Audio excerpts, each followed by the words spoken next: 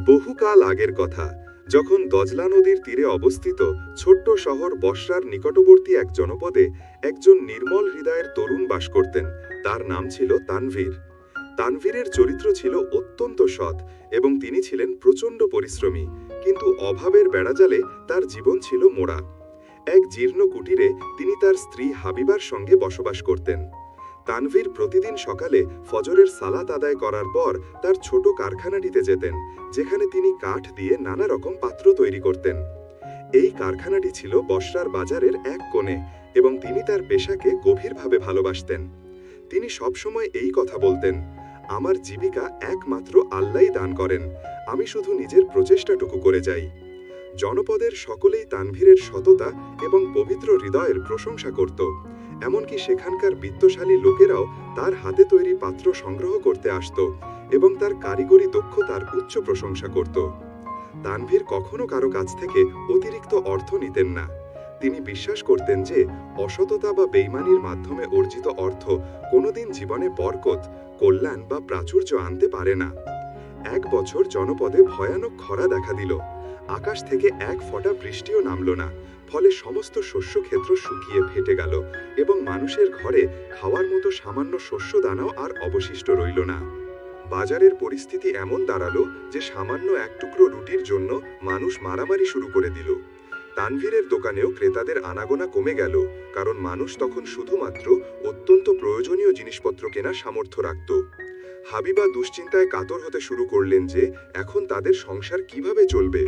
কিন্তু তানভীর তাকে পূর্ণ আশ্বাস দিলেন, চিন্তা করো না, তুমি তোমার সৃষ্টিকর্তার উপর সম্পূর্ণ বিশ্বাস রাখো, তিনি নিশ্চয়ই আমাদের সংকট থেকে উদ্ধার করবেন।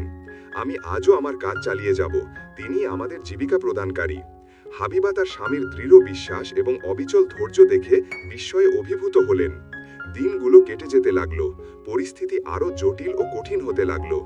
তানভীরের কাছে সঞ্চিত অর্থ প্রায় শেষ হয়ে এসেছিল, কিন্তু আল্লাহর প্রতি তার বিশ্বাস এতটুকুও বিচলিত হলো না।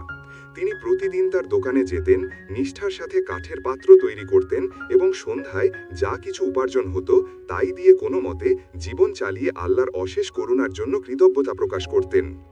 একদিন তার দোকানে এক অপরিচিত ব্যক্তি এলেন। তিনি এমন পোশাক পরেছিলেন যা দেখে মনে হচ্ছিল তিনি কোনো দীর্ঘ সফর শেষে এসেছেন। তার চেহারা ছিল ক্লান্ত, কিন্তু চোখে এক অদ্ভুত জ্যোতি বা আকর্ষণীয় দীপ্তি ছিল। তিনি বললেন, আমার জন্য একটি খুবই বিশেষ ধরনের পাত্রের প্রয়োজন, তুমি কি সেটা তৈরি করতে পারবে? তানভীর আগ্রহ নিয়ে সেই পাত্রটির বিস্তারিত বিবরণ জানতে চাইলেন। অপরিচিত লোকটি এমন একটি পাত্র তৈরির জন্য বললেন যা তৈরি করা ছিল অত্যন্ত দুঃসাধ্য এবং এর জন্য বিশেষ কাঠ দরকার ছিল। তানভীর মনে মনে ভাবলেন, কাজটি নিঃসন্দেহে কঠিন, কিন্তু আমি আল্লাহর উপর তাওয়াক্কুল বা ভরসা রেখে শুরু করব, তিনি আমাকে সাহায্য করবেন। তানভীর সেই অচেনা ব্যক্তিকে বললেন, আমি অবশ্যই এই পাত্রটি তৈরি করে দেব, কিন্তু এর জন্য আমাকে ঘন জঙ্গল থেকে সেই নির্দিষ্ট কাঠ সংগ্রহ করে আনতে হবে। এই যাত্রাটি খুব বিপজ্জনক, কিন্তু আল্লাহর উপর ভরসা রেখে আমি আগামীকালই যাত্রা করব। অপরিচিত লোকটি সামান্য হাসলেন এবং এরপর সেখান থেকে চলে গেলেন। রাতে তানভীর তার স্ত্রী হাবিবাকে জানালেন যে তিনি পরদিন গহীন অরণ্যে যাবেন। এই কথা শুনে হাবিবা খুবই ভীত হয়ে উঠলেন। জঙ্গলে তো কত হিংস্র প্রাণী থাকে, আর এই খরার সময় তারা আরো বেশি আক্রমণাত্মক হয়ে ওঠে। তানভীর শান্তভাবে বললেন, আল্লাহর উপর ভরসা রাখো, তিনি আমার সুরক্ষা করবেন, আর এটাই আমাদের জীবিকা অর্জনের একমাত্র উপায়। পরের দিন ভোরে ফজরের সালাত শেষ করার পর তানভীর সফরের সব প্রস্তুতি নিলেন। হাবিবা তার জন্য সামান্য কিছু খাবার এবং জল প্রস্তুত করে দিলেন। তানভীর তার কুড়ালটি হাতে নিলেন এবং বিসমিল্লাহ বলে জঙ্গল অভিমুখে যাত্রা করলেন। হাবিবা ঘরে বসে কেবল এই দোয়া করতে লাগলেন যে আল্লাহ যেন তার স্বামীকে নিরাপদে রক্ষা করেন। জঙ্গল গ্রাম থেকে অনেক দূরে ছিল। তানভীর তার সমস্ত শক্তি দিয়ে হেঁটে চললেন। সূর্য তখন তীব্রভাবে উত্তাপ দিচ্ছিল, কিন্তু তার পা থামল না। পথে তার সাথে এক বৃদ্ধ ব্যক্তির দেখা হলো, যাকে দেখে খুব বিচলিত মনে হচ্ছিল। বৃদ্ধটি জানালেন যে তিনি পথ হারিয়ে ফেলেছেন। তানভীর সাথে সাথে তাকে সাহায্য করলেন এবং গ্রামের সঠিক রাস্তা দেখিয়ে দিলেন। বৃদ্ধ লোকটি আন্তরিক ধন্যবাদ জানালেন এবং বললেন, বাবা, তোমার এই নেক কাজ, সৎকর্ম বৃথা যাবে না। তুমি জঙ্গলের সোজা পথ ধরে এগো। একটি হ্রদের ঝিলের কাছে গেলে তুমি সেই বিশেষ কাঠ খুঁজে পাবে যার সন্ধানে তুমি এসেছো। এই কথা শুনে তানভীর অবাক হয়ে গেলেন যে বৃদ্ধ লোকটি কিভাবে জানলেন যে তিনি কাঠ খুঁজছেন। তবে তিনি এই ভেবে শান্তি পেলেন যে এটা নিশ্চয়ই আল্লাহর পক্ষ থেকে আসা কোনো সাহায্য। তিনি সামনের দিকে এগিয়ে গেলেন এবং অবশেষে ঘন জঙ্গলের ভেতরে প্রবেশ করলেন। দূর দূর থেকে নানা বন্য প্রাণীর গর্জন শোনা যাচ্ছিল। দীর্ঘ পথ চলতে চলতে দুপুর হয়ে গেল। তানভীর একটি বিশাল গাছের নিচে বসলেন, খাবার খেলেন এবং আল্লাহর প্রতি কৃতজ্ঞতা প্রকাশ করলেন। হঠাৎ তিনি দেখতে পেলেন যে একটি ছোট হরিণ শাবক তার দিকে আসছে। হরিণটির একটি পা আহত ছিল এবং সে খুঁড়িয়ে খুঁড়িয়ে হাঁটছিল। তানভীর ঝুঁকে তার জখমের ওপর জল ঢাললেন এবং নিজের কাপড়ের একটি টুকরো দিয়ে যত্ন করে পট্টি বেঁধে দিলেন। তার কাছে যে সামান্য খাবার অবশিষ্ট ছিল তাও তিনি হরিণটিকে খেতে দিলেন। হরিণের বাচ্চাটি ধীরে ধীরে তার হাতে একটি আলতো চুম্বন করল এবং তারপর যেন ইশারা করল যে সে তাকে তার সাথে যেতে বলছে। তানভীর ভাবলেন যে এই অদ্ভুত ঘটনাটি নিশ্চয়ই আল্লাহর পক্ষ থেকে কোনো ইশারা, সংকেত। তাই তিনি সেই হরিণের পিছনে পিছনে চলতে শুরু করলেন। হরিণটি তাকে জঙ্গলের এমন একটি অংশে নিয়ে গেল যেখানে তিনি আগে কখনো যাননি। সেখানে ছিল একটি শান্ত ছোট হ্রদ এবং তার কিনারে কিছু বিশেষ প্রজাতির গাছ দাঁড়িয়েছিল। তানভীর তৎক্ষণাৎ চিনতে পারলেন যে এটাই সেই বহু আকাঙ্ক্ষিত কাঠ যার জন্য তিনি এসেছেন। তিনি আল্লাহর অজস্র দয়ার জন্য শুকরিয়া জানালেন এবং নিজের কুড়াল দিয়ে একটি গাছ কাটা শুরু করে দিলেন। কাজটি খুব কষ্টকর ছিল, তবে তার হৃদয়ে দৃঢ় বিশ্বাস ছিল যে আল্লাহ তাকে সব কাজে সাহায্য করছেন। সন্ধ্যা নেমে আসতে শুরু করল। তানভীর গাছ কেটে তার একটি বড় অংশ নিজের কাঁধে তুলে নিলেন এবং ফেরার পথ ধরলেন। এখন ফিরে আসার যাত্রাটি আরও কঠিন ছিল, কারণ চারিদিকে অন্ধকার হয়ে আসছিল। হঠাৎ আকাশে কালো মেঘের ঘন ঘটা দেখা দিল এবং জোরে বাতাস বইতে শুরু করল। মনে হচ্ছিল যেন ভয়ঙ্কর ঝড় আসছে। তানভীর হাত তুলে দোয়া করলেন, হে আল্লাহ, আমি তোমার সাহায্য চাইছি, আমাকে নিরাপদে বাড়িতে পৌঁছানোর ব্যবস্থা করে দাও। ঠিক সেই মুহূর্তে তিনি দেখতে পেলেন যে সেই হরিণ শাবকটি আবার তার সামনে এসে দাঁড়িয়েছে। এখন তার আঘাত সম্পূর্ণ সেরে গিয়েছিল। সে যেন পথ প্রদর্শকের মতো পথ দেখাচ্ছিল। তানভীর হেসে উঠলেন এবং বুঝতে পারলেন যে এটা আল্লাহর পক্ষ থেকে এক অলৌকিক সাহায্য। তানভীর হরিণটির পিছন পিছন হাঁটতে লাগলেন।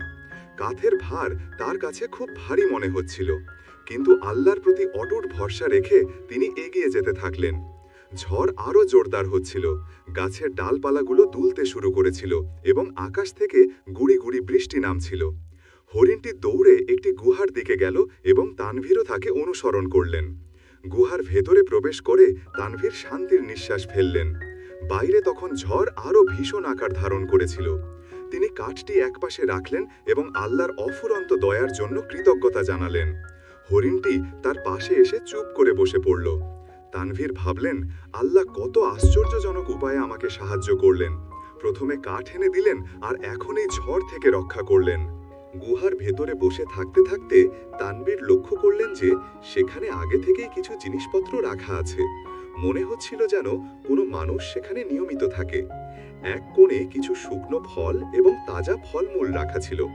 তার খুব খিদে পেয়েছিল, কিন্তু তিনি ভাবলেন, এটা তো অন্য কারোর জিনিস, আমি কিভাবে এটা খেতে পারি। হঠাৎ গুহার ভেতর থেকে একটি কণ্ঠস্বর ভেসে এলো, বাবা, ওই খাবার তোমার জন্যই রাখা হয়েছে, তুমি খেয়ে নাও। তানভীর চমকে উঠলেন। তিনি দেখলেন যে গুহার আরেকটি কোণে সেই বৃদ্ধ ব্যক্তিটি বসে আছেন যার সাথে তার রাস্তায় দেখা হয়েছিল। তানভীর প্রচণ্ড অবাক হয়ে গেলেন। বৃদ্ধটি মুচকি হেসে বললেন, চিন্তা করো না, আমি এখানে প্রায়ই আসি, আমি জানতাম যে তুমি অবশ্যই এখানে আসবে। তানভীর জিজ্ঞাসা করলেন, তিনি কিভাবে এত কিছু জানতে পারলেন। বৃদ্ধ বললেন, আমি তোমার নিয়তর মধ্যে, উদ্দেশ্যের মধ্যে আন্তরিকতা দেখেছি এবং আমার দৃঢ় বিশ্বাস ছিল যে আল্লাহ অবশ্যই তোমাকে সাহায্য করবেন। তানভীর সেই বৃদ্ধের সাথে খাবার খেলেন এবং তার কাছে পুরো ঘটনাটি শোনালেন, কিভাবে একজন অপরিচিত ব্যক্তি তাকে এই বিশেষ পাত্র বানানোর জন্য বলেছিলেন। বৃদ্ধ মনোযোগ দিয়ে সব শুনলেন এবং বললেন, তুমি একজন নেককার মানুষ, আল্লাহ তোমাকে একটি বিশেষ কাজের জন্য নির্বাচন করেছেন। বৃদ্ধটি তানভীরকে জানালেন, তুমি যে কাঠ বহন করছো সেটা কোনো সাধারণ কাঠ নয়, এটা রহস্যময় কাঠ। এই কাঠ দিয়ে তৈরি পাত্রে যদি জল রাখা হয় তবে সেই জল কখনো শেষ হবে না। তানভীর অবাক হয়ে জিজ্ঞাসা করলেন, এটা কি সত্যই সম্ভব? বৃদ্ধ বললেন, আল্লাহর জন্য সবকিছুই সম্ভব। আর যে ব্যক্তি তোমার কাছে এসেছিল সে কোনো সাধারণ মানুষ ছিল না, সে তোমার পরীক্ষা নিচ্ছিল। তোমার দৃঢ় বিশ্বাস এবং সৎকর্মই তোমাকে এই বিশেষ মর্যাদা এনেছে। রাত কেটে গেল, ঝড় পুরোপুরি থেমে গেল। সকাল হতেই তানভীর সেই বৃদ্ধের কাছ থেকে বিদায় নিলেন এবং বাড়ির দিকে চলতে শুরু করলেন। হরিণটি তাকে জঙ্গলের সীমানা পর্যন্ত পৌঁছে দিতে এলো এবং তারপর আবার জঙ্গলের গভীরেই ফিরে গেল। তানভীরের হৃদয়ে তখন কেবল শান্তি এবং অফুরন্ত কৃতজ্ঞতা ছিল। তিনি যখন বাড়িতে পৌঁছালেন তখন হাবিবা অস্থিরভাবে তার জন্য অপেক্ষা করছিলেন। স্বামীকে দেখেই তিনি ছুটে এলেন এবং বললেন, আমি সারা রাত খুব দুশ্চিন্তায় ছিলাম, ঝড়ের সময় তুমি কোথায় ছিলে? তানভীর হাসলেন এবং বললেন, আল্লাহ আমাকে নিরাপত্তা দিয়েছেন, আর দেখো আমি সেই বিশেষ কাঠ নিয়েও এসেছি। তানভীর কাঠ নিয়ে তার কারখানাতে গেলেন এবং পাত্রটি তৈরি করতে শুরু করলেন। এই কাজটা খুব কঠিন ছিল, কারণ কাঠটা ছিল অত্যন্ত শক্ত।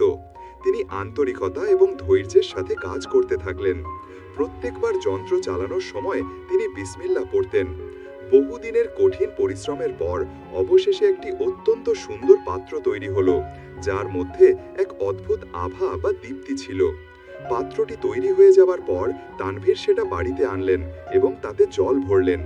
হাবিবা বিস্ময়ের সাথে দেখলেন যে তিনি যতবারই পাত্র থেকে জল নিচ্ছেন পাত্রটি আবার আপনা আপনি ভরে যাচ্ছে। দুজনের চোখেই তখন আনন্দের অশ্রুধারা নেমে এলো। তারা দুজনেই সিজদা করে আল্লাহর প্রতি গভীর কৃতজ্ঞতা প্রকাশ করলেন। তানভীর বললেন, দেখো আল্লাহর ওপর ভরসা রাখার এই ফল। এখন আমাদের কাছে সবসময় জল থাকবে। জনপদে খরার কারণে জলের মারাত্মক অভাব ছিল। তানভীর হাবিবাকে বললেন, আমরা এই জল সবার সঙ্গে ভাগ করে নেব। হাবিবা হেসে বললেন, আপনি সব সময় অন্যেরা উপকার করতে চান, আল্লাহ আপনার উপর বরকত কল্যাণ বর্ষণ করুন। তারা দুজনে মিলে জনপদের লোকেদের জল দেওয়া শুরু করলেন। মানুষজন অবাক হয়ে ভাবতে লাগলো যে তানভীরের কাছে এত জল কোথা থেকে আসছে।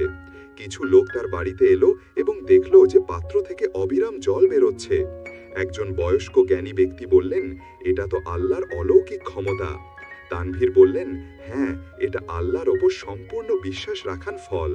জনপদের ধনী লোকেরাও এই ঘটনা জানতে পারল। তাদের মধ্যে একজন এসে বলল, আমার কাছে এই পাত্রটি বিক্রি করে দাও, আমি তোমাকে বিপুল পরিমাণ অর্থ দেব।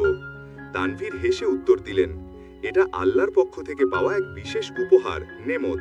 এটা বিক্রির জন্য নয়, সকলের উপকার করার জন্য। জনপদের লোভী সর্দারদের এই কথা ভালো লাগলো না। তারা নিজেদের মধ্যে পরামর্শ করল যে কিভাবে এই পাত্রটি তানভীরের কাছ থেকে কেড়ে নেওয়া যায়। একজন বলল, চলো ওকে একটা মিথ্যে অভিযোগে ফাঁসিয়ে দেই, তারপর পাত্রটি আমাদের দখলে চলে আসবে। অন্য একজন বলল, হ্যাঁ, ওকে চুরির অপবাদ দেওয়া যাক। পরের দিন কিছু সৈন্য সিপাহীকে সঙ্গে নিয়ে সর্দারেরা তানভীরের বাড়িতে পৌঁছালো। তারা বলল, তোমার বিরুদ্ধে অভিযোগ আছে যে তুমি বাদশাহের সম্পদ চুরি করেছো। আমাদের তোমার বাড়িতে তালাশি চালাতে হবে। হাবিবা খুব ভয় পেয়ে গেলেন, কিন্তু তানভীর বললেন, চিন্তা করো না, আল্লাহর উপর ভরসা রাখো, তিনি নিশ্চয়ই আমাদের রক্ষা করবেন। সৈন্যরা পুরো বাড়ি তন্ন তন্ন করে খুঁজল, কিন্তু কিছুই পেল না। সর্দাররা রাগান্বিত হয়ে জিজ্ঞেস করল, সেই পাত্রটি কোথায় যেখান থেকে জল বের হয়? তানভীর পাত্রটি দেখালেন, কিন্তু যখন তারা তাতে জল ঢালল তখন সেটি একটি সাধারণ পাত্রের মতোই দেখালো। কোনো বিশেষ ডিউটি বা অলৌকিকতা ছিল না। সর্দাররা অবাক হয়ে গেল এবং লজ্জিত হয়ে সেখান থেকে ফিরে গেল। তারা যেই চলে গেল পাত্রটি আবার নিজে থেকেই জলে ভরে যেতে শুরু করলো। তানভীর এবং হাবিবার চোখে তখন আনন্দের জল। হাবিবা জিজ্ঞেস করলেন, এটা কিভাবে সম্ভব হলো? তানভীর হাসলেন, আল্লাহ আমাদের নিরাপত্তা দিয়েছেন, এটাই হলো আন্তরিক বিশ্বাসের প্রতিদান। তানভীর জনপদের লোকেদের জল দেওয়া অব্যাহত রাখলেন। ঠিক সেই সময় সেই অপরিচিত ব্যক্তিটি আবার তার দোকানে এলেন, যিনি প্রথমে পাত্রটি বানানোর ফরমায়েশ অর্ডার দিয়েছিলেন। তিনি হেসে জিজ্ঞেস করলেন, আমার পাত্র কি তৈরি? তানভীর জবাব দিলেন, হ্যাঁ তৈরি, কিন্তু ওটা এখন আর কোনো সাধারণ পাত্র নেই, এখন ওর মধ্যে থেকে জল কখনো শেষ হয় না। অপরিচিত লোকটি হাসলেন, আমি জানি, আমি তোমার বাড়িও চিনি। তানভীর অবাক হলেন, অপরিচিত লোকটি বললেন, আমি তোমার পরীক্ষা নিচ্ছিলাম, দেখতে চাইছিলাম যে তুমি আল্লাহর ওপর কতটা বিশ্বাস রাখো। তিনি নিজের মুখোশ নাকাব সরালেন, তো তানভীর দেখলেন যে তিনি সেই বৃদ্ধ সাধক দরবেশ ছিলেন। তানভীর বিস্ময় হতবাক হয়ে গেলেন। আপনি? দরবেশ বললেন, আমি একজন সাধক। আল্লাহর নির্দেশে আমি মানুষদের পরোক্ষ করি। তোমার আল্লাহর ওপর অবিচল বিশ্বাস দেখে আমার নিশ্চিত বিশ্বাস জন্মালো যে তুমি এই আশীর্বাদের যোগ্য। তানভীরের চোখ ভরে জল এলো। দরবেশ তানভীরকে বললেন, এই পাত্রটি একটি পবিত্র আমানত, এর যত্ন নেবে। এর জল শুধু সেই লোকেদের দেবে যাদের প্রকৃত প্রয়োজন আছে, লোভী বা স্বার্থপর লোকেদের নয়। তানভীর ওয়াদা করলেন যে তিনি আল্লাহর দেওয়া এই আশীর্বাদের সঠিক ব্যবহার করবেন।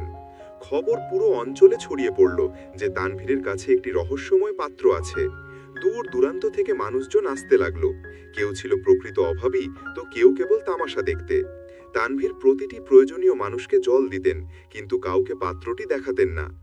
তিনি দরবেশের উপদেশ মনে রেখেছিলেন। জনপদের সর্দারদের মনে তানভীরের প্রতি ঈর্ষা জন্মালো। একদিন তারা তাদের গ্রামের শাসনকর্তা হাকিমের কাছে গেল, যিনি ছিলেন খুব নির্দয় ও স্বৈরাচারী। তারা বলল, তানভীরের কাছে একটি জাদুকরী পাত্র আছে, যা থেকে সবসময় জল বের হয়। সে লোকজনকে বিভ্রান্ত করছে এবং জাদু দেখাচ্ছে। শাসনকর্তা প্রচণ্ড রেগে গেলেন। যে কেউ জাদু করবে তাকে কঠোর শাস্তি দেওয়া হবে। তিনি সাথে সাথে সৈন্যদের আদেশ দিলেন যে তানভীরকে ধরে নিয়ে এসো। সৈন্যরা তানভীরের বাড়িতে